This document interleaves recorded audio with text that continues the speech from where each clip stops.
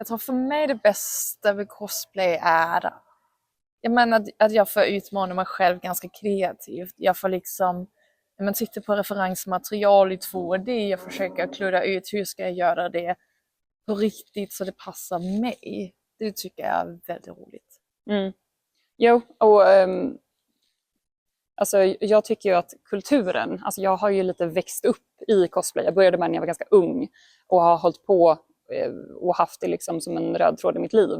Så att för mig så är det ju alltså egentligen hela fenomenet, världen av, alltså vi kallar det för community, vi använder mycket liksom engelska låneord. Så att alltså cosplay Sverige, cosplay-communityt globalt, och just det som du säger att man får chansen att göra så mycket olika saker. Vi får välja, vill vi bara hålla på med hantverk, då kan man göra det. Vill man inte hålla på med hantverk, då finns det i alla fall i dagsläget jättefina möjligheter att köpa färdiga dräkter. Vissa håller bara på med sociala medier, gör TikTok-videos, skapar jättecoola grejer.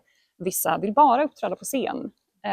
Vissa har scenskräck och vill kanske inte alls det. Det finns något för alla att göra. Och jag står väl någonstans där i mitten av, jag tycker att det är jätteroligt att uppträda. Men jag tycker också att det är roligt alltså med hantverket. Så att jag är väl någonstans där mitt emellan. När jag började med cosplay så var det väldigt litet. Vi var inte så många som höll på med det. Det var svårt att köpa saker till det. Alltså peruker och sånt, det fanns liksom inte så lättillgängligt. Så att jag uppskattar den tidiga tiden. För att då var vi extremt kreativa. Mycket av liksom, teknikerna, materialen. För nu idag finns det ju speciella material för cosplay som är framtagna av cosplayare för cosplayare. Mycket av det föddes ju under alltså den tidiga tiden, alltså tidigt 2010-tal. Yeah. Så det var ju då som mycket föddes. Folk fick idéer till företag, började liksom få saker, få igång lite olika rörelser, olika produkter. Så att det var häftigt att se, det är häftigt att ha kunnat se från någonting som var väldigt litet och väldigt primitivt, där man jobbade med alltså så här, glasskartonger och kartong. Och nu har vi liksom gått in i att jag har en väninna som arbetar med kostym på teater till exempel, och då har hon ibland fått lära ut till väldigt seniora, alltså kostymtekniker, hur man använder vissa av de här cosplaymaterialen för att de har visat sig vara väldigt passande för även teater. Så att det är väldigt stor skillnad från hur det brukade vara. Det har växt och det är väldigt kul att se. Men våra dräkter, vi fick ju gå en ganska fin balans mellan att titta på hur karaktären ser ut, liksom hur att den är blivit ritad på 80-talet. Så det är ju ganska tydliga 80-talsinfluenser genom håret, de skjortorna vi har på under kragen är väldigt 80-taliga, inte så mycket fransk revolution. Men sen har vi försökt alltså det mån det går att göra dem inspirerade av hur man under den franska revolutionen, hur man gjorde de här soldatsuniformer och lite så. När något var oklart på referensen, då tittade vi liksom på historiska dräkter och också försökte välja material som avspeglade lite den tidsånden. Men också försöka anpassa oss till, vi skulle ju ha den på Japan på sommaren.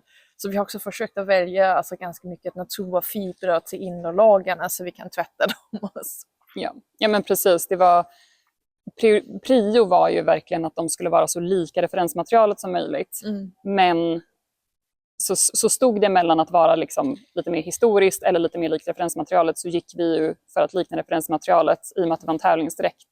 Men vi tittade ändå på saker som alltså så här, hur byxorna stängdes, konstruktionen till min kappa kunde vi låna ganska mycket från alltså så här, teckningar och tavlor från alltså franska revolutionen och titta liksom vart sitter sömmarna och sådär. Så det var kul, en kul ska man säga mix av olika influenser.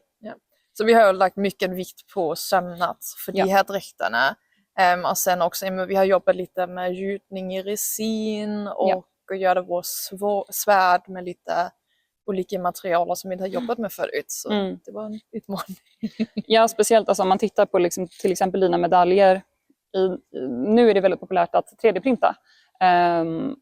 Men när vi tävlade med de här, då var det för det första inte så vanligt än, och det var heller inte så, ska man säga, uppskattat i den tävlingen, visste vi. Att domarna kunde ha lite svårt att sätta pris på arbetet som går in i 3D-printning. Så vi har ju handskulpturerat allting först och sen gjort en form, och så har vi gjutit med ett plastmaterial. Så att det är liksom lite mer, ska man säga, lite mer handgjort. Ja. Och det känns väl också som att det passar eran det är från.